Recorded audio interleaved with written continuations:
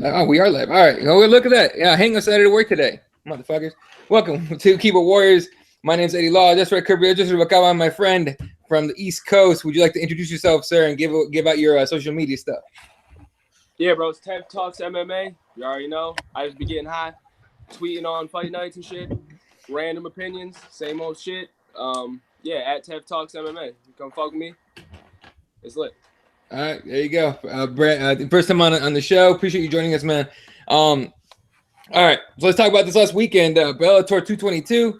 I was fucking around talking about getting the zone app for it because I'm not paying no $20 a month for that and everything else I pay for. But I ended up watching like all the important fights, right? And Fred, you brought up Aaron Pico off the bat when we were talking about this one, whether he's a bust or not. All right, now if you guys remember, he came into Bellator, they gave him a fight, boom, right away against the guy that's supposed to be a can. Wasn't a can. He got finished. Came back. He had a couple good wins and everything.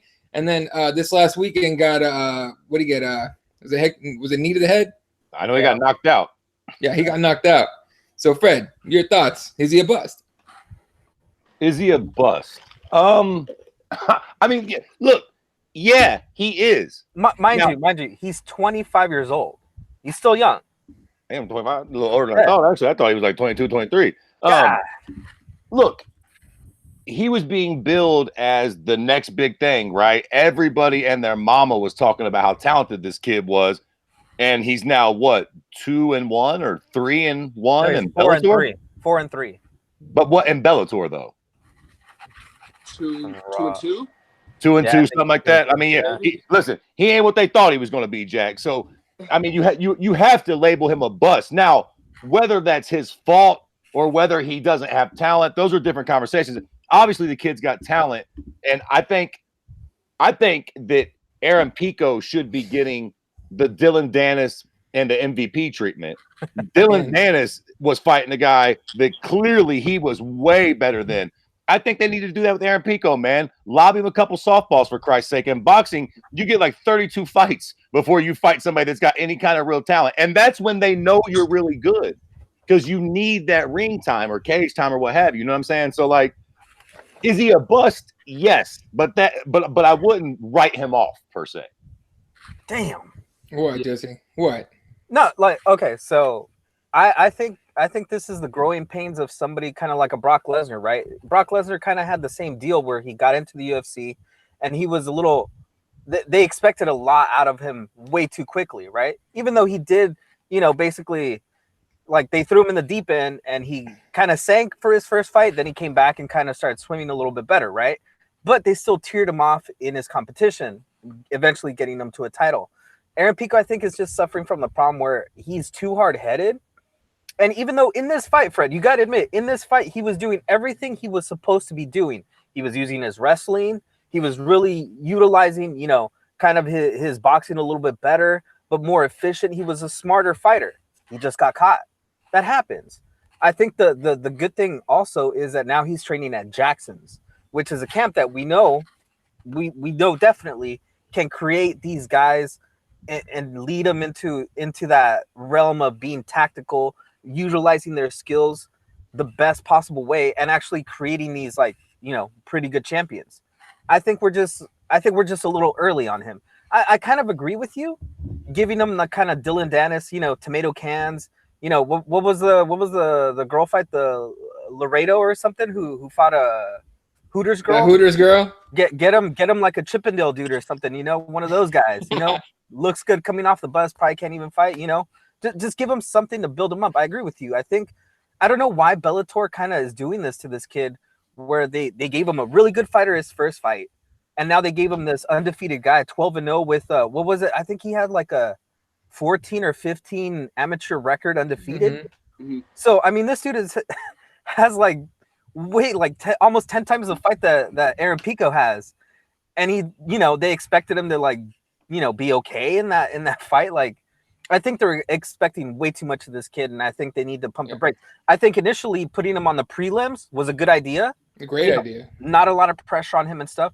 Just level of competition. I think they need to step it down a couple steps and then build him back up. Right. So remember last week I was talking about we're going through the card and everything. I was looking at records and like you were saying, fucking Dan has got a guy he should be with one arm kind of on his back, and Aaron Pico gets an undefeated guy. To me, it made no sense. But Ted, like with Aaron Pico came in with all this fanfare. Is that what we're looking at here with all that fanfare? He came in with so much hype. Maybe that's what we're calling him a bust, or is he actually a bust? I don't know.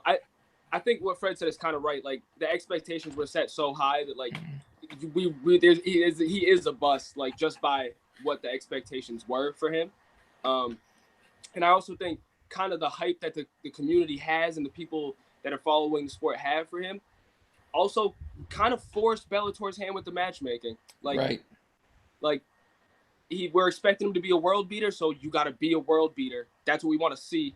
That's what they got to market. That's what they got to try to convince us to watch, which is part of the problem. I don't know about you guys. I'd be curious to what you guys think because I've been seeing a lot about it on Twitter. But like, I see a lot of concerns about his chin that I don't really disagree with. Like, he just got caught. Now, is this going to be like a long-term problem for him? I think that's like a conversation worth having. Because how would we say he's 24? Like, yeah, like not the last knockout loss. The knee that was bad. That was bad. It was a knockout, right? But the one before that against I don't know, bro. I'm fried. I can't remember who he lost, but he got flatlined, Masvidal Till level flatlined. Like that was way worse. You guys have concerns about his chin long term? I don't know. Let me tell you something, Jack. The fact that his name, that somebody that flatlined him, you don't even know that person's name. That's not looking good for Aaron Pico. You know what I'm saying? Like, it's one thing if you get flatlined by Anthony Johnson. So what? Who hasn't? But like when no-namers are starching you, that can't be good. Well, Henry Corrales is not a no-name. Henry Corrales, thank you. He's a name in Bellator. Wait, Fred, you're right. He is 22. You're right. I thought he was 25. I thought he was a little bit older. 22. I mean, he was basically a prospect that they picked up right out of high school. Like he was going through the college wrestling thing, and they signed him to a contract as soon as he was, ready to finish his wrestling career. And I forgot where I heard it. I think it might have been like MMA Junkie or one of those shows where they were saying that they would like to see him just kind of go back to wrestling maybe for a year or two, try to make the U.S. team or something, kind of like get himself away from getting hit in the head for at least a year or two, really like hone his wrestling skill and then come back after a couple years a little bit refreshed. I don't want to see him in September, October, November, December when they're planning on doing the next what is it, a featherweight tournament or something, or one of those. I don't want to see him for that. Like, just let this kid's brain heal for a little bit before you bring him back in. No, he's a really talented wrestler, right? Yeah. He don't use it. Have we seen the cute cocksucker wrestle? Did you see his last fight? Yeah, he was using it in that first round. In the first round, in that first round, he needs to fucking watch some John Fitch tapes. Yo, you know what's funny though about this? Now I might think this just because I'm an admitted Adesanya stan, but like, I bet you if you asked Adesanya and Eugene Behrman about what they think about Pico's start to his career, they're probably looking at that like, see, this is why you take your time. This is why you fight 50 guys kickboxing. This is why you wait until you're in Bellator or UFC or high level MMA until you're 28, 27, 29. I don't know why I did that out of order, but either way, I bet you those guys are looking at that like this is the reason why you kind of take your time. This is a dangerous game. That's a good point, man. I think that like if you're really good, it feels like, especially in MMA, we want to rush you. Whereas if you're really good, we should probably marinate you. Like those are the guys that probably need a little more marination because they actually got the talent. You just got to put that shit together sometimes. And training can only get you so far unless you're flat doing smokers and going full bar. But you know what I mean? Like probably not with most of these guys. All right. So, well, let me ask you this. Would you rather them go the Michael Chandler route where they gave him like a good lead up into a tournament and then once he got into that tournament like he kind of exploded and became a guy, or do you want to give him the MVP where he just crushed tomato cans for what was it, like 7, 8, 9 fights, and then when they eventually gave him to guys that are actually pretty good, he really didn't stand up to that challenge, right? Like it was a really bad fight against Daly, and then he got KO'd by what's his name, Lima, right? Listen, man. Yeah, the latter. Let him start smack. Let me tell you something, Jack. Who the fuck did Tyson Fury just use as a punching bag last weekend? Right? Sure. Let me tell you, who gives a shit, right? Everybody's sucking the fuck out of Tyson Fury's dick. That could have been me in there, and it wouldn't have mattered. Yeah, man, let him beat the fuck out of a couple people. It won't matter that they're tomato cans. He'll get his confidence back, and we'll all slowly get back on his dick. Give him somebody remotely good in like a year, man. Let the kid, like you, 22, man. He's a baby. What I'm saying is, do you want to slow cook him for a long time? Yes. Or do you want to kind of give him like 2-3 like tomato cans and then kind of step it up a little bit? You know, like think about it this way. Give him in the like 7, like if you're ranking people that high, like in the 70 to 80 range, you know, 2-3 of those guys, then maybe drop them down to like in the 40 range. And then eventually you'll start working them into the top 15, top 20. You know what I'm saying? Like you kind of got to bring them down. But with MVP, it was always tomato cans up until like, you know, maybe like a year ago when they started, you know? But and to be fair, like Tev said, MVP also had like fucking 462 karate fights, full contact, not quite MMA, but just experience throwing them things at people. You know what I mean? Like I know dude was a Gold Gloves boxer, but I don't think it's quite the same. He needs experience, man. So yeah, quite a few people that he's going to beat for sure. At least 2 to 3 fucking guarantees, and then a couple where it's like a 90%. You know what I mean? Like he needs a good 5 fights, man, where he can fucking win, get finishes, and just get his momentum and his confidence built back up. Clearly, the kid has talent. He just needs those other intangibles to put it all together. Right. And to wrap it up here, just real quick. So he took that first L to Zach Freeman back at a couple years ago in 2017. To Zach Freeman, he got submitted. Then he rattled off 4 basically knockout or TKO wins in a row. And then the last 2 have been TKO or KO finishes. Here's my take on it. Is this? I kind of want him to step away from and not step away from MMA, but like take a year off, dude. Like, and now he trains out of Jackson Wink. And if anybody knows when someone needs to take a fucking, you know, take a little bit of a break, it's Greg Jackson, right? He'll probably tell him like, look, we can do whatever you want, but you need to chill for a minute, right? Go, you know, run the mountains here with Karate Hottie and you know, go. Don't party with John Jones. Leave that dude alone. But I think he needs to bail on that. This is my thing. I think he needs to bail on Jackson's and go hang out with Henry Cejudo. I see a lot of Henry Cejudo in him, like a lot of him, minus the cringe. God, minus the cringe. But like, I see a lot of Henry Cejudo in him. You cute Mexican cocksuckers stick together, don't you? I see what we're doing here. We trying to win, dude. We trying to win. All right. Hey. Okay. Wait. But do you think it's the camp that's the problem, or do you think it's maybe like we're all saying? I think we're all saying the same thing. Yeah. I don't think the camp's a problem. I think he'd do better with a guy like Henry Cejudo, who's not in his weight class, but who's very similar to me, very similar style. Both Golden Gloves guys. Both guys came in with a lot of hype. You get what I'm saying here? But the problem is that Cejudo trains with the Pitbull brothers, who would probably be in his division and stuff. So probably not a good match. Yeah, but by the time he gets up to the Pitbull guys, I doubt they're still fighting in Bellator. Bellator, but who knows? All right, let me just read the comments off real quick because there's a lot of people. Shout out to MMA guys, what's up, dude? Everyone shouting out to Tev, saying what's up. Raider, what's good? MMA guy says, finally, Fred with a new piece of art to cover up a circuit breaker. It looks good. Thank you so fucking much for noticing that. Yeah, Raider says, talking about Pico, no, he is not a bust. He's so young, like, what the fuck? Right.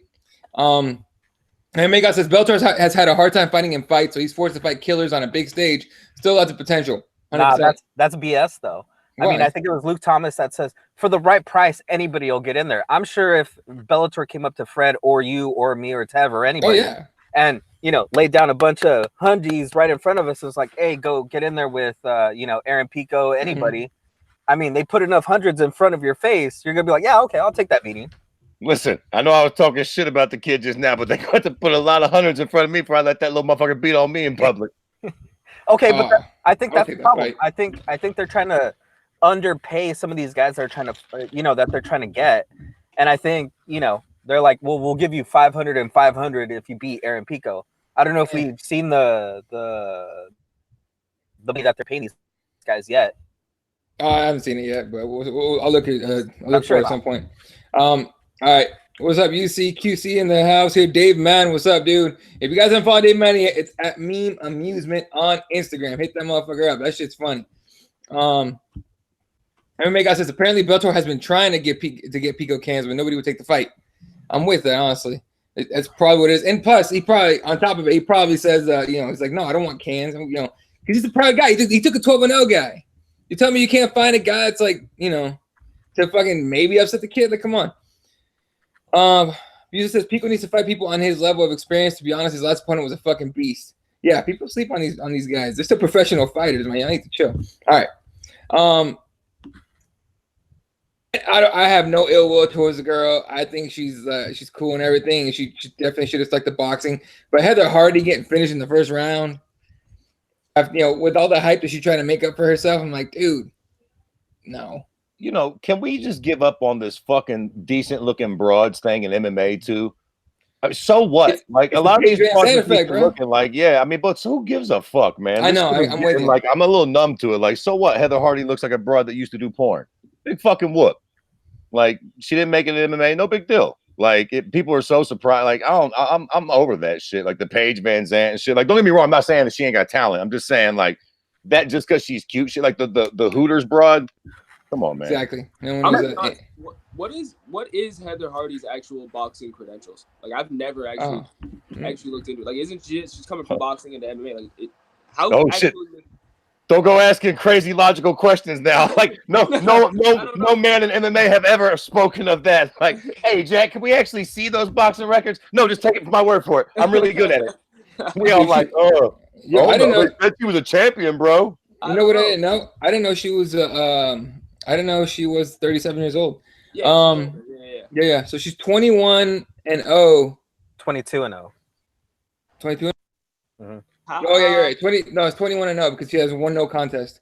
No, it says 22 wins, 0 losses, 1 no contest. Oh, okay. Well, there you go. This ain't good. Y'all Googling and getting different answers and shit. This bitch working for the motherfucking Illuminati. There you go. In her own Wikipedia page. That's what I was saying. She's like stick one of those out just in case. Anyway, all right. So she was super bantamweight champ. Oh no, she was in super bantamweight division and then featherweight division in boxing. I don't see anything as far as titles goes, but they used to sell her as being a champion of some kind of boxing. She was the WBO female featherweight champion, NABF female featherweight champion. You know what I liked about that right there? Because I started adding shit when you started talking. You're like, she was a female bantamweight champion on the West Coast. If you look down at the right time of day, like there's so many titles in fucking boxing. It's like, okay, there is. They're like worthless. Right. The WBC International Female Featherweight Champion. Now you're making up WWE belts. No, those are all the ones that she has. Cruiserweight title of the world back in the day. All right. But yeah, I mean, I'm and the UBF champion. Oh, okay. Yeah, see, I'm kind of done with Hardy, honestly. So, do you think it's just due to the fact that we expect her to just be a striking phenom and she's just getting wrestled and beaten half to death on the ground that we're just kind of disappointed in what we're getting there? Hey, you're 37 years old and a boxer your entire life. You're going to come into MMA and not get taken your ass down over and over again? Like, we knew that was going to happen. All right, so do we usher her over to, bare knuckle fighting and watch her get, some wins over there? Here's what I do. I call Oscar De La Hoya, and I'm like, hey, come mispronounce her name. Put it on your card, bro. It's all good. Oh, God. You gotta make money, dude. For that, I look, man. Go back to boxing. It is what it is, yeah. That's actually not bad. She's fucking 37. To boxing, fucking think of a different profession as far as it goes. Yeah. I thought Eddie was promoting De La Hoya's another MMA event. Is he having another one? No, I'm just saying. Oh God, you wanted, bro? No. That being said, if he does it again, the tickets are cheap. I might go just for a laugh, but you know what I mean? Because I love it, Chuck Liddell. What the fuck? Oh my God. Right? Anyway, Raider says, Raider's laughing her. Oh, man, savage. She starts laughing her ass off, and she goes, I love a Hardy beating. God damn. Raider's on this shit today. QC says, Hardy and bare knuckles a bad idea. Yeah, probably. Is it? Oh, my God. Raider says she's got the maxi pad belt of all belts in women's boxing on Mars. That's a meme, Dave. Dave, that's a meme right there. Go for it right there. Okay, so are we disappointed in a couple of these prospects that Bellator supposedly had coming up the ranks? And so what do we do? Do we think that Bellator should probably just stick to kind of these tournament formats and making stars out of those people, or should they, slow play these guys and slow burn them until, you know, eventually we all start crying out that they should get a real contender. Because it kind of seems like that's what they're doing with Dylan Dennis, right? Dylan Dennis seems like he's not really going to get anybody good up until a couple years from now.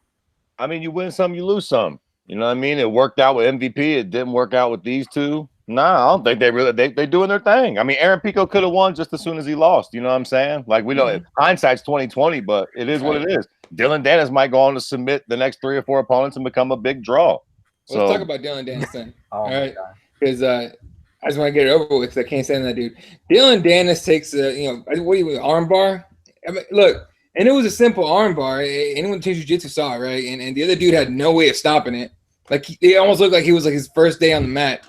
No disrespect to the other fella. He's a professional fighter and everything. But you got in there with the wrong jiu-jitsu, black belt. Black belt? I think it's brown belt. I think it's a black belt. Anyway, regardless, yeah, dude, I'm tired of these like cans. I need someone to get in there. At least someone with like the same jiu-jitsu credentials as him, just to make it like at least fun to watch. Throwing him on the main card like that. I mean, Ted, they put him on the main card, dude. Main card. And not only like the main card, but he was like what? Like right before the co-main event? And the bantamweight title was the first opened up the fucking main card. Come on. Yeah, I mean, this shouldn't be a surprise though. Really, I mean, honestly, sometimes I feel like they just, especially Bellator, obviously, like they literally are ordering their cards based on like Instagram followers, like right, right, which is like maybe smart for 2019. Like I'm not necessarily hating on that, but if that's just kind of how they do business, I feel like at this point. Yeah, pretty much. Because, I mean, look, just like we were talking about a second ago, Valerie fought a chick that signed her contract at a Hooters. Yeah, it's like... Whoa. And she was doing a poster signing in her Hooters outfit. Oh, just so we would identify her, because, you know. I still don't know her name. It's in front of me somewhere. Yo, it's Dash, something Dash. Larkin. Yeah, gosh, damn. Even her name is sexy. Larkin Dash. Whoa, shit. That can't be her real name though. Like, that's that stage name right there. That's what I'm saying. Yeah, that fucking name got my dick hard, Jack. Hey, low key though, I'm a little disappointed in Valerie not being able to finish this chick. Valerie's legit. I think she's legit. And she's not. She went the distance with this chick. She won, but she went the distance. I think she should be able to like take her out, but Yo, Dash is a scrapper. Right. There you go. Yeah, no, she was Miami? I think Florida. She's out of Florida, right? Valerie? Yeah. She good for her, but still, like. All right. Let's see what else we got. Oh, yeah. So I don't know what they were going for here, bringing Kyoji Origuchi to fight Darren Caldwell. If you guys missed it, Origuchi already beat Caldwell over in Japan. I forgot how long ago, but he already had a W on him. Came here, beat him in the cage, took his belt back to Japan with him, or at least to Florida. He trains out of ATT, I think. Jesse, did you see that fight? Yeah, I saw the highlights. Just because he won, I think now Bellator has the ability to bring him back once a year, where he has to defend the belt. So we'll at least get to see Horiguchi at least 1 or 2 more times defending the belt at Bellator. Doesn't have to be, as often as it needs to be, but I guess he's contracted once a year to defend the belt. But I mean, what else did you expect? I mean, I saw the first fight and it pretty much went the same way. It just seemed like Caldwell, and a lot of people have the same criticism. It seemed like he thought that his wrestling was counting more, just because he had control, which no damage, nothing else. Shit with it. And as soon as it got back to the feet, Horiguchi was on the attack, was on the offensive, was doing the damage, pressing the action. I mean, it was an easy decision for me to see happening. But what sucks is that now I don't know if you guys saw in the back, Caldwell was saying that he was robbed and all this stuff, and what? Yeah. He even smacked the camera in the back or something because he was so pissed off about that decision. But I mean, to me, it's kind of a good thing, because at least Horiguchi's kind of getting that recognition that he's actually a very, very good MMA fighter, a very, very good kind of superstar for the Japan and that Asian market. But I hear a lot of people saying that he's the best Asian fighter ever. What do you guys think about that? Okay, calm down, Jesus. No. That's not me saying it. There's a lot of people online saying that he's the best Asian fighter ever. I'm just saying one thing at a time here. First off, fucking no. We can get right past that. A hard fucking no immediately for that. Just as so long as Kazushi Sakuraba still fucking sucks in oxygen, we can nip that right the fuck in the butt right now. But I'll tell you this. I don't fucking like this one bit. Now, from a fan's perspective, yes, it's kind of interesting now, right? Like he's in Ryzen and he'll be back to Bellator. I'm gonna tell you something right now. From a fucking general point of view, this is no fucking bueno. Hey, Bellator, what was the what weight division was this? 35, 25, 35? 35, yeah, 35. Yeah. It's like, yo, where's your bantamweight champion? Oh, he's fucking MIA. What the fuck? Can you imagine if this type of atrocity had happened in the UFC? We'd never let DW and them live it down. Not for a million years. If one of their champs got beat by anybody on earth, we would hold that shit and take it to the grave. Bellator is so fucking bad off that we just accept it. Like, well, we know y'all trash anyways. Of course, somebody came over from Japan and took one of your belts, took it home. And I love this idea that they're like, oh, well, it's no big deal. He'll just come defend it once or twice a year. Well, that's cool. But what happens if he gets snuffed out in Japan by somebody that none of us have even fucking heard of? Like, let's not act like we don't know that belt, lineally fucking goes to whoever that person is. You know what I mean? This is a clusterfuck, low key. Like, it's kind of cool from a fan's perspective, but does this not just cheapen and, quite frankly, tarnish one of Bellator's belts? So does it make it just not mean fuck all? Well, okay. Two things. One, if someone beats Horiguchi, it won't be at 135 because he's the 125 Risen champion.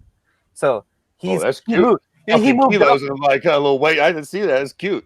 He moved up in weight for this fight. But here's the sad thing. I think you're right, Fred. I think Bellator took a risk to try to. It just seems stupid because they didn't even make it the main event, right? Like they didn't even make this a big deal. Like two different companies bringing together their champions to see who's the best at a division. Like they didn't even bother to make it a big deal. Like it's literally the curtain jerker of the main event. Like it's so stupid. And you're right, Fred. It totally killed their division right now. Because what are they going to do while Horiguchi's in Risen? They're going to get an interim champ. They're going to do a tournament. Like they got to figure something out now to give Horiguchi a reason to come back, right? Oh, they'll do no such thing. To the best of my knowledge, that he's the champ, and they're just kind of playing it like this. We all know what the time is. They better not create no interim champion. Like nah, bro, your real champ's there. He ain't hurt or nothing. Your fucking belt's just in Japan now, you dumbass. But do you think they'll probably spin it that way, where they'll be like, okay, now we're gonna make a tournament, and then the guy at the end that wins gets a shot, when Horiguchi comes back and defends that title? They're gonna make an interim. They're gonna do it to you. I'm gonna tell you something right now. I'll tell you right now. They better not. They better not. What's homeboy's name? They're gonna. Ishirawa. Oh. Who's his name? The dude that owns Ryzen, that used to own Pride or whatever. Ishi, whatever. Yeah. Let me tell you, they better not fuck with him. They pull some bullshit like that and diminish that belt. He'll keep Kazushi over there, fucking Horiguchi forever. He'll say that. Let me tell you. DW sent Chuck. Let me tell y'all a little story for all you new MMA fans. An old school story. Dana White sent Chuck Liddell to Pride many, many moons ago on the fucking goddamn promise that they would send Vanderlei to the UFC one day. And let me tell you what fucking Pride did. They went. Chuck went over there, got beat by Rampage, and they flat said, fuck the UFC. We ain't sending Vanderlei nowhere. You don't be playing with folks in Japan. They'll flat fool you. No, they sent him over for an appearance, like to say hi, and then yeah, he didn't fight in the UFC though, Jack. They was not taking those shorts. Shit, UFC couldn't pull it off right now. Anyway, they touched some USADA's too crazy. Anyway, all right, let me catch up with the YouTube comments here. Oh wow, everyone's talking about Bear amusement. What up, dude? It says Oscar's at a cokehead. 100%. QC says they're all talking about bare knuckle fighting now. QC says BFC biggest card of the weekend. UC's rooting for Artem. MMA God says the MMA gods are blessing the GOAT with extra power to fuck up Paulie this weekend. Jesus Christ. But time out. Are y'all actually gonna watch that shit? Okay, yeah, but hold on now. Let's get into it since they're talking about. Is that this weekend? Fuck yeah, I'm watching it. I'm fucking here for it. I can't wait for that. Are you guys not? Okay, time out. Where is it? Like, where do you watch it? I'm gonna pilfer it. Who are we kidding? Right. But Allegedly. Where are you gonna legitimately get it? If you get it? I have no idea. Exactly. Is anybody legitimately buying this shit? Of course nobody's buying it, but I'm gonna watch it, Jack. No, you gotta go to their YouTube website. comments. You gotta go to their website, and it's one of those things where you click through their website, and it goes through like some weird little thing where you buy the pay-per-view, their $35 pay-per-view or whatever the hell it's gonna be. Dude, I can't sit there and okay, fine, I'll watch it, but goddamn, dude, like, come on, I don't give a fuck. Paulie Mama, whatever the fuck, him fighting bare knuckle is pretty interesting, and adding in Artem Lobov, that's interesting, man. I'm very curious about that. The only part of that whole story that I like is the promoter, the owner, whoever runs BFC was like, hey, and if Conor McGregor wants to come hang out, we already got extra security. Like, you fucking wish you show up to your fucking little raggedy ass event, motherfucker. Like, come on. That's what you're hoping for. He ain't gonna show up. How much do you think they tried to pay Conor McGregor to show up? Do you think they offered him like some money to come out? No, come on, not Conor. They better offer him fucking 3 white Irish broads and a bunch of coke, because money ain't gonna do the trick. Before giving him the idea to show up, you got to give him that shit up front. Be like, and while he's all fucked up, hey man, you want to come on some bare knuckle fighting? He'd be like, yes, I do. Let's go. Like, then you trick him into showing up. You got to trick that guy into showing up. But it's fucking ridiculous. Like, ain't nobody fucking paying for this shit. Bro, I think that shit is $40 if I remember. Get the actual fuck out of here. Hey Fred, I'm with you. $40? No way. Look it up. I swear to God. I swear. I'm looking at it, yeah. Yeah, now. That's a little crazy. Because I was looking at it and questioning my entire existence, just staring at the buy now button. Having an existential crisis. Looking at okay. Bareknuckle.tv. Okay. All right. So that's where you go. How much is it? I fucking hell. First of all, the poster for this shit is ridiculous. They don't even have a link to it. Where the hell is it? Buy tickets now. Go ahead. Honestly, it's kind of a bad idea. Like, real shit. This is actually kind of intriguing, and all hyperbole aside, I would probably pay like $15 or $20 for it, but 40. Y'all got me fucked up. There are UFC events that I don't want to pay $40 for these days. It's like $40, $39.99. Told you. Fuck out of here. So, what's on the undercard? Is like Chris Levin on the undercard or something? Right. So Chris Levin got a brand new opponent because I forgot who he was fighting, but they're out. And then you got. Yeah, he's fucking fighting the dude that used to suck dick on film, Jack. Let me tell you something about that. No way. It's a dangerous man right there. If that motherfucker will suck dick for money on film, you don't want to fight him. He's fucking desperate. Look. It's let's see. The only people that I think we would all know is Joey Beltran and then Johnny Bedford. Yeah, Bedford against Reggie Barnett. Beltran's on there. I like watching Beltran fight though. Beltran's a fucking he throws everything. Bedford. They went and got all the hillbillies for this bare knuckle shit, didn't they, boy? I love what it says. It's bare knuckle FC. How do you say his last name? Paulie's last name? Malignaggi. That Malignaggi against versus Lobov. The line is drawn. I'm like, word. Okay. Take my $40, bro. Fuck it. Whatever. If you do Instagram that shit or something. Oh, that's right. It's in Florida. It's at the Florida State Fairground Expo Hall in Tampa, Florida. That's right. Real question. Are they still making them use those fucking stupid like gloves or things that like cover everything but the knuckle? Yeah. From what I heard, they are to be sanctioned. I'm like, get that shit out of Florida then. Fuck. I don't know. I thought they were just going actual bare knuckle like they had been. I thought I saw some shit there was a story out. There was a story out that the Florida Athletic Commission was just like, nah, y'all wearing gloves. Even if it has a little opening, if the knuckle's fine, but y'all wearing gloves. I'm like, okay. Like, they clearly I would order them. I'd be like, fuck that.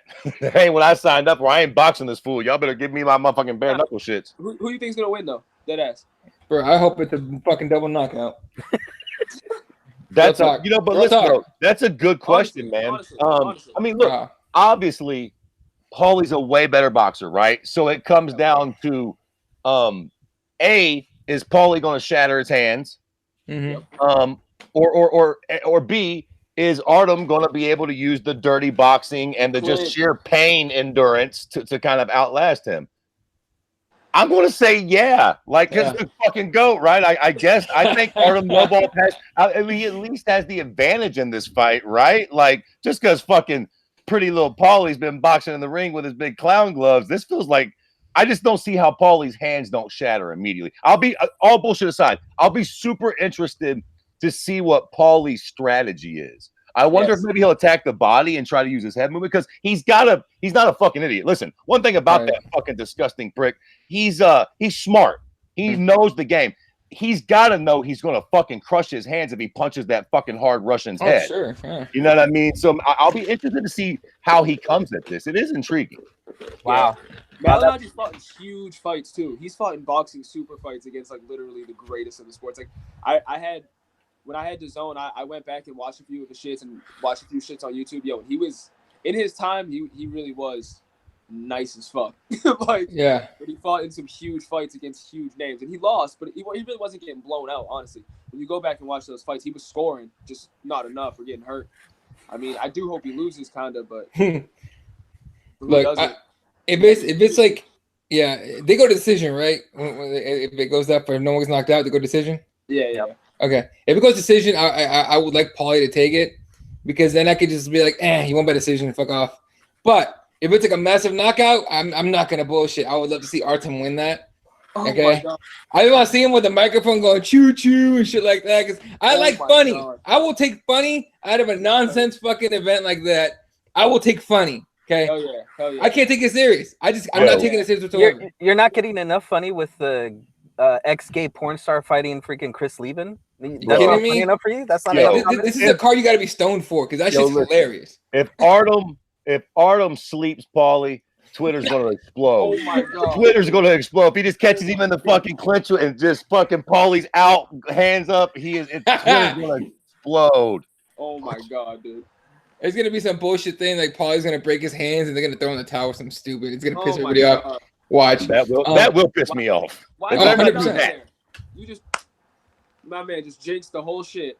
Maybe he jinxed it backwards. I might be wrong. Usually when I say something like that, they're like, "Nah, fuck that. We're not doing that." Why are you putting it out in the universe like that, man? Exactly. Yeah. All right. Well, MMA God says if I find a link, I'll send it to you guys. Totally don't send it to Brendan Schaub. He'll rat us out. Yeah. Dave Mann says I'll pay for it. BKB is sick. Most UFCs aren't worth $65. That, sir, I will fucking agree with you on that. Most UFC cards are not worth $65. They haven't been for a very long time. What else we got here? Are they still wearing gloves? Yep. Jesus, Museman's singing in the comments. He goes, "Unbreakable." You thought they called him Mr. Glass Hands. I don't know how that works. Still, MMA God says, "Shout out to Tevin and Stranger Things backdrop." There you go. Yeah, you fuck with that. Yeah. MMA Gods. Oh, Amusement says MMA Gods. That man is made of boiled leather and menudo. Talking about Beltran. Yeah. Oh yeah. Dude, I love his style of fighting. It's like so gangster. Like you could see that dude just like throwing down in a parking lot. You know, go to the right neighborhood in LA and just open your front door. You'll see the same shit. You know what I mean? Like, here's what it is. All right. Moving up in the back to Bellator 222. Dylan Dams, talk about Dylan Dams. Let's talk about Chael Sonnen right quick. Obviously takes that massive knee from Lito Machida and retires in the cage. Leaves his gloves and everything. The only part that got me was in the post-fight when they asked him, they're like, "Hey, man, you wrote that piece about your father." And if you guys don't know, he actually promised his father, I believe, right before he died. He wrote him a letter. Yeah, that he would win he'd be a world champion, right? And well, obviously that didn't happen. So he goes, they asked him like, "What would your father say to you?" And he goes, "I would tell him." He basically changed the not the question, but how he answered it. He goes, "I would tell him I tried," and he choked up, and I was like, "Damn." Shit's hard. Yo, Fred. Before I go off here, let me make sure I'm right here. I don't want to fucking smack the wrong person verbally. Was that Brett Okamoto that asked that question? I'm not 100% sure. It was, right? Tev says he was. I thought that it was. So let me be a lot more direct and not say they or them. Brett Okamoto is a fucking piece of shit. Yeah. You're a piece of shit, bro. You could have fucking held that question at least for 6 months or a year. That question probably should have never been asked. Definitely not by you, and definitely not right then. I know Chael probably wouldn't say that because he seems like a fucking, kind of take it and go guy. But come on, man. Yeah. If you ask that question and everybody collectively sighs, yeah, man, you was being a fucking dick. You didn't need to ask that shit. I'm with that for real. All right, so What up? to you guys, what is Chael Sonnen's legacy? Is it a guy that, or like to you guys, he's retiring? Like, what's your best memory of Chael Sonnen, and what's his legacy? Let me go first because I don't know if Yeah. these cocksuckers are going to actually trash him or nothing. But so let me get in for Uncle Chael first. I feel like that dude actually changed the sport. And people, I think, throw that around a lot. Like a lot of young girls say they in love and shit. I think a lot of people say, all right, change the sport. Chael actually changed the sport. For all of me, there is no Conor McGregor without Chael Sonnen.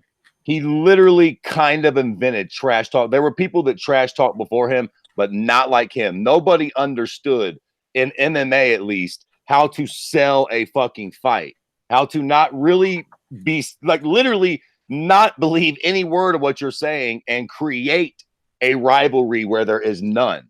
Like motherfuckers just were not doing that before Chael Sonnen. And I'll tell you another thing that you can't take away from Chael Sonnen. He was a fucking tough guy, man. A real tough guy in a sport full of tough guys. Who the fuck didn't Chael fight? I mean, the dude fought everybody from John Jones, Anderson. Look, he lost all of them, but the fact that he even fought all those motherfuckers, Fedor, I mean, everybody that was anybody in the sport, that man fought. Even up until his last fight with Lyoto Machida. Was his game plan horrendous? You bet you it was. But does he get a fucking tip of the hat to me for just being a goddamn cowboy and walking right at Lyoto and getting kneed right in his fucking face 2 or 3 times and still coming right the fuck at him like he did his whole career? Absolutely. And I before anybody says it, I've heard, the who's the fucking old twat Kevin Iole that wrote first off, biggest drug cheat of an era is a fucking stretch for one. Yep. And I'll cap it with this. I know he fucking cheated, but so what, dog? You gotta let a little bit of that go to be an MMA fan. Because I tell you what, look, real shit. So did John Jones. And you can't fucking pick or choose. Now I know we ain't ready to let go of John Jones yet. You know what I mean? If we're gonna have the conversation, motherfuckers still look at John Jones as he's the GOAT. If he gets beat by Thiago Santos, we're all gonna lose our mind. It is what it is, man. Steroids are a part of the sport. Fuck it. And you know what? He accepted it. He owned it. He didn't fucking lie about it. Like fucking TJ Dillashaw. He actually told the whole fucking truth about it. I fuck with Chael. His legacy for me is good. Fucking sport changer. First ballot Hall of Famer. I agree with everything Fred just said. Yo, that's straight facts. I got a deep respect for anyone who takes the sport from one level to another. And like Fred said, he literally did it. The trash talk. Yo, like his trash talk is timeless. Like you can YouTube like a Chael Sonnen trash talk compilation and him some of the shit he said to Tito Ortiz, yo, is like some of the funniest shit I've ever heard in my life, bro. So like fucking legend forever. Legend forever for sure. Dude, when he told that story about the Nogueira brothers feeding a bus a carrot because they thought it was a real horse, I died. I was fucking gone. No, dude, shit. He literally, and I mean, I mean no hyperbole, and I definitely don't mean no disrespect, but in that way, in verbal linguistics, he was our Ali. He was our Ali. The shit that he said will live on in this sport for eternity. He was our Ali verbally. He wasn't as good. He didn't get the accolades, but verbally, he was an animal. This is the way I'm going to remember Chael Sonnen. He's a man that was so fucking close. So close. 5 seconds from beating Anderson Silva for the belt. All right? Seconds away from beating John Jones. How? John Jones had a broken fucking toe. If you guys remember that shit. Doctors aren't going to let you fight with a bone sticking at your foot. That fight was going to end, and Chael Sonnen was going to be gone with the belt. Take the belt, be a champion for a night, pop out the next day, and get the belt back to Johnny Bones. But that shit was about to go down the way it went down, all right? That dude is not back down from anybody ever. You know, and that's what I give him tons of credit. What's up? You know what's fucked too is not to cut you off, but I heard I think it was a tweet or I don't know where I fucking saw this, but somebody said that Chael was about to become champion in WEC, but the dude he was fighting, who was the champ, missed weight by like 8 pounds, so the belt wasn't on the line. Chael ended up beating his ass. But didn't get the belt in WEC. Did that happen? Those are facts. Those are facts. It was Paulo Filo. Paulo Filo armbarred. Oh, really? Paulo Filo armbarred Chael in their first fight. And then in their second fight, which was the last fight, I think, or even the second to last fight in WEC history, Paulo Filo missed weight by like 8 pounds and completely lost his fucking mind in the fight, for the record, too. He was fucking whispering to himself and whispering to Chael. It was very, very strange. But Chael beat him in the rematch, beat the dog shit out of him, actually. But he never got the belt because homeboy missed weight. But for all of me, not that my fucking opinion counts at all, Chael was the last middleweight champion of the WEC. And those are facts, period. Like, he might not have got the belt, but yes, that is what happened. Yeah. Oh, Dave says Filo sent Chael the belt. I don't know about that. I believe that's the story. Like, to really say it, like, I think Chael's the first guy that brought that WWE aspect into our sport, right? Like, he knew how to marry that perfectly. Because not only was he, like, you can ask anybody that has met him, that has talked to him, that has done interviews with him. Nicest guy ever. Will give you all the time in the world and will make you feel like you're the only person that he's talking to, that he cares about at the moment. Very genuine guy. There's stories about, I think it was, who was it? Was it Bisbing or somebody that he fought? Or it might have been, what's his name? The retired guy that did commentary, that he fought as well. Brian Stan? Yeah, Stan.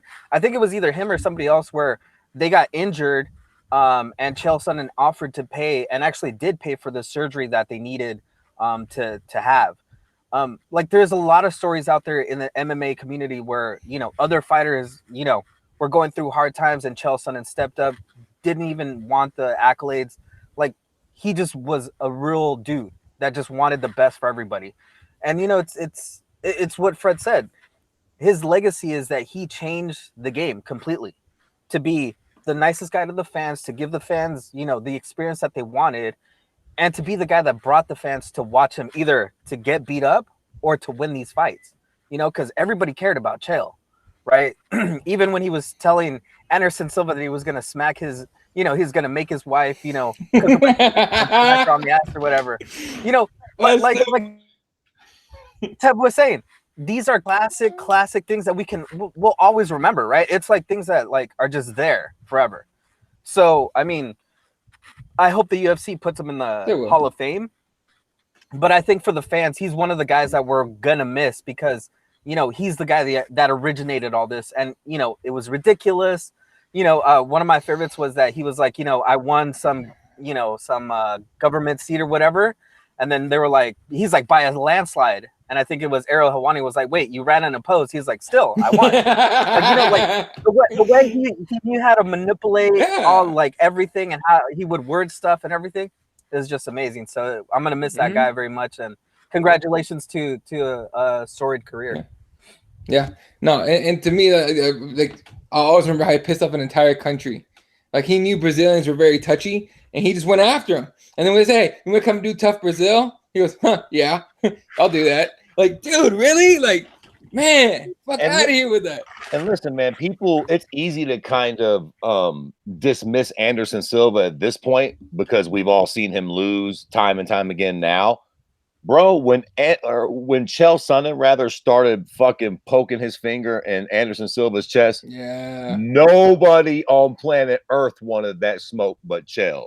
Like, that's what made that so powerful. At that time, Anderson was walking around like a god. He was thrashing everybody, and wasn't nobody really sticking their hand up that fight. And that's what made it so interesting. That he was like, that dude, he's no good. This fucking pink shirts and his earring in his ear. I'll beat the shit out of that guy. Everybody's like, what? How dare you even say those words? His infamous Anderson Silva, you absolutely suck. After his win. I mean, like imagine, and you can even like, you know, project that out, because what was Nate Diaz's thing right after beating some guy? Poked right at Conor McGregor, right? Got him the fight. Like you said, Fred, everything that's happening now in the sport, the trash talking, the way people are talking in their post fights, you can trace it back to Chael, because before Chael, nobody was doing that. I mean, the best example that we had was Tito Ortiz, and his was just, you know, he was punch drunk from the beginning, so it just never made sense. And then, you know, what was it? Paul Bontello, was it that guy? Bontello, who he was like, you know, don't fear me. And then he's like trying to tell the crowd to say back. His quote, and then nobody knew what it was. They're just like, what? He's like, fear the consequences. Come on, guys. That shit was the most embarrassing fucking line probably in the history of MMA. I can't think of a worse one that was that memorable. Don't fear me, fear the consequences, motherfucker. They didn't read your Twitter.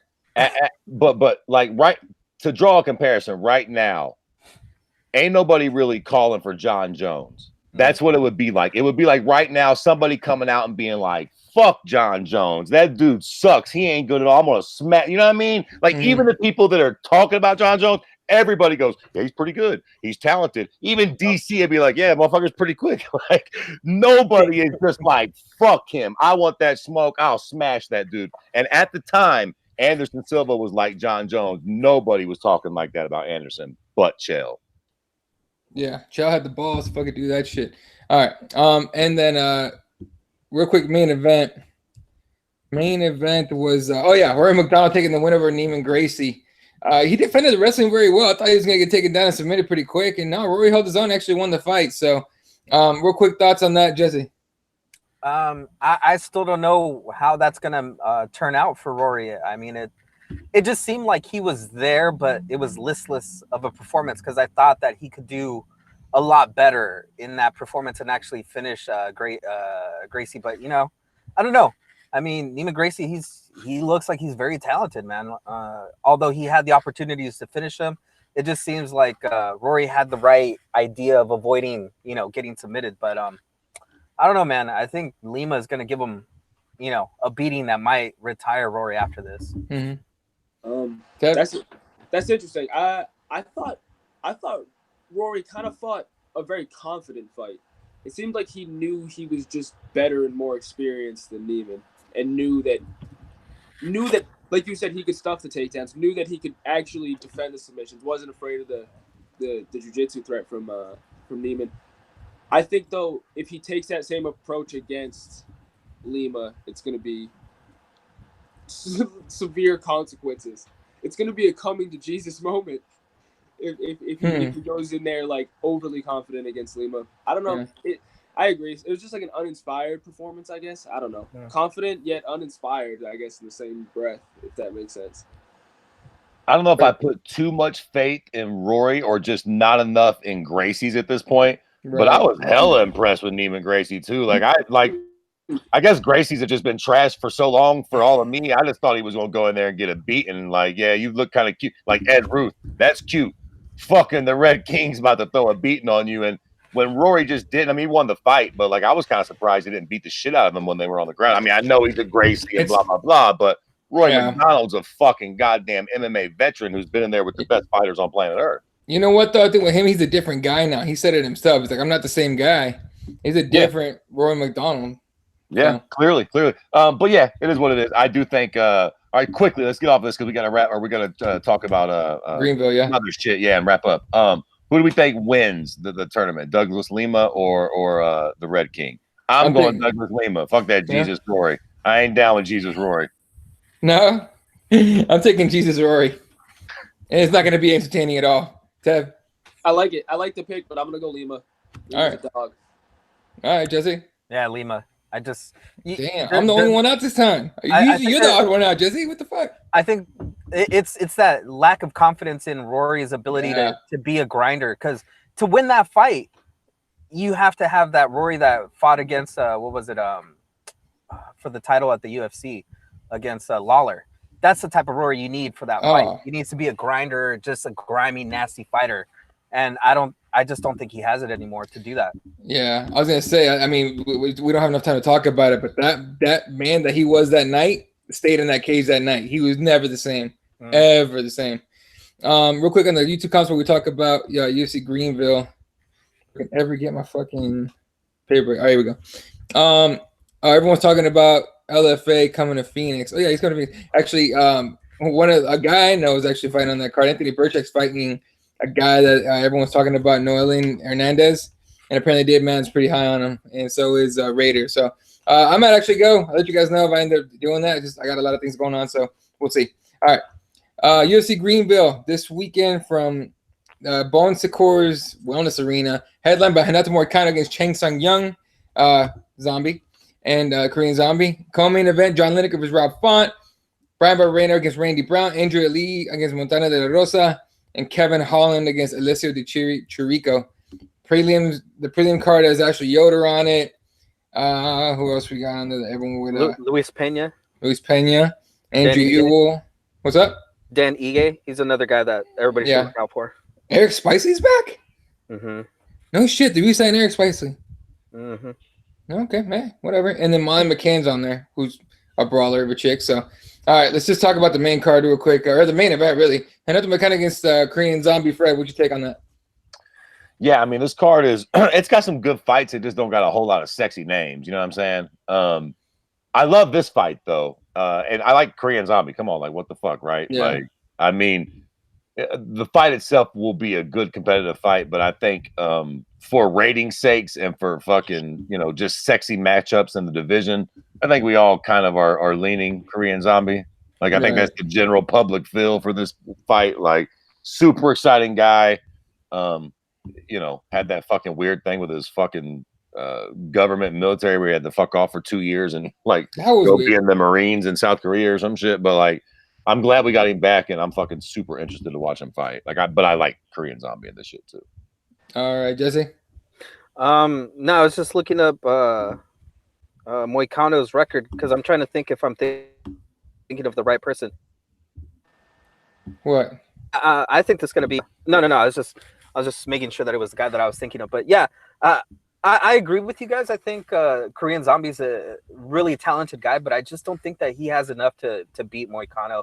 And Moicano just lost against Jose Aldo, so I think he's going to come back looking for that revenge, looking a little bit sharper than he did in that fight, and I think he's going to take out Korean Zombie probably TKO, KO. I'd say second or third round. All right, y'all can hear me, right? Yep. All right, word. Yo, I'm going Korean Zombie all day, bro. People forget he was beating Yair Rodriguez's ass before he got caught with that shit. He was about to get like a 49-46 maybe, if I remember correctly. Mm-hmm. Right. Yeah, and I looked up Moicano. I was looking up his record earlier. He doesn't have a knockout. He doesn't have a single knockout on his record. I didn't see one. Yeah, that was surprising as hell to me. That was surprising to me. So I don't know. I just see I see Korean Zombie hungry to get back in the win column, and I think he gets it done. Probably a decision though. Probably a decision. Yeah. All right. Yeah, I like Zombie in this one too. Because I'm a Zombie fan, honestly. And we're kind of never been really high on. So. Right. All right. Anything else you guys want to hit before we get out of here? Nah. I think that does it. That does it, right? We'll wrap this shit up. Henry Cejudo's having shoulder surgery or had shoulder surgery, likely out till 2020. That's awesome. It is a Bellator card this weekend too. London, Bellator London. Yeah, who's on there? Musasi. Yeah, Musasi's fighting who's the fucking middleweight champion or Lovato? The Brazilian character? Yeah. That should be a good fight. Yeah, for sure. Okay. I mean, obviously we can go rock with Musasi, and that I guess that would probably line up.